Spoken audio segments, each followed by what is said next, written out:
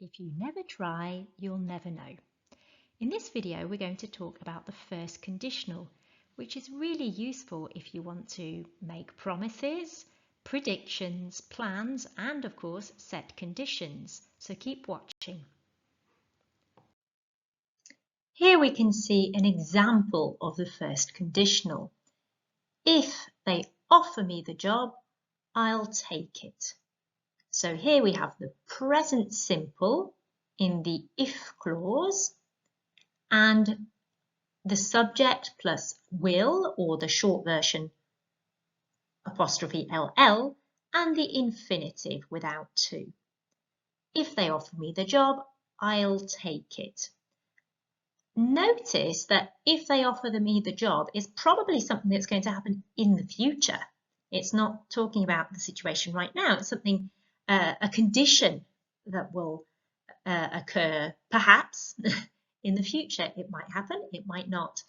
So it's important to remember that we use the present simple in this clause, not will, because sometimes people think, well, in my language, it's possible to use a future tense in that clause.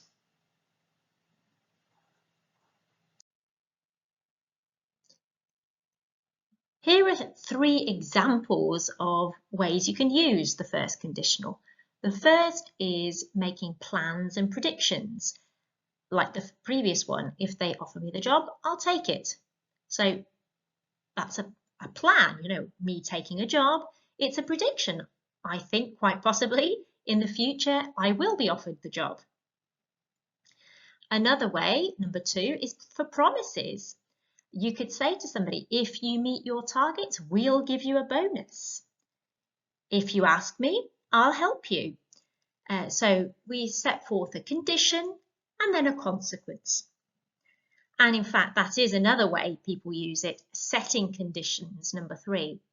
If you pay in advance, we'll give you a discount. Of course, if you don't pay in advance, you won't get a discount. So it's a good way with customers as well of setting forth what will or won't happen according to certain conditions.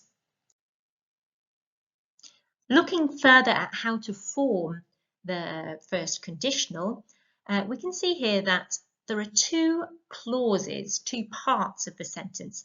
The first is the subordinate clause in which we put the condition, if it rains tomorrow.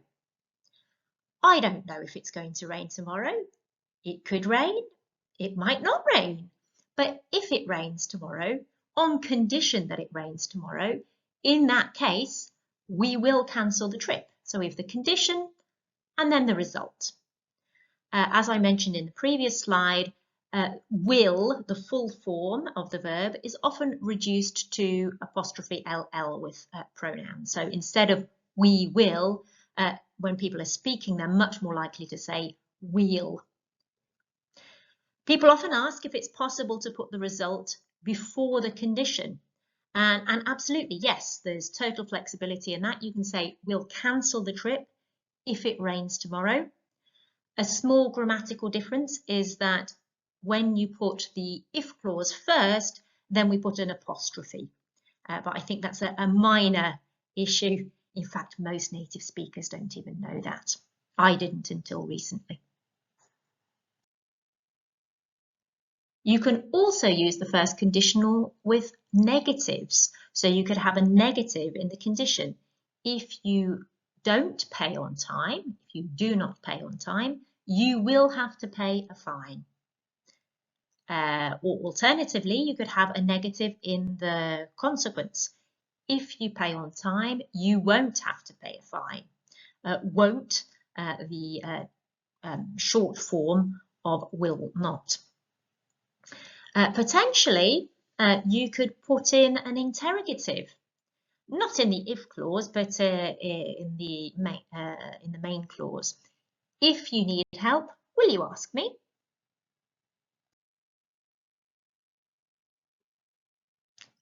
Why not try to fill in the blanks here?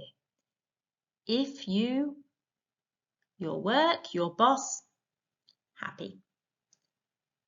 We go to the beach on Saturday if It, not rain. Try doing these by yourself.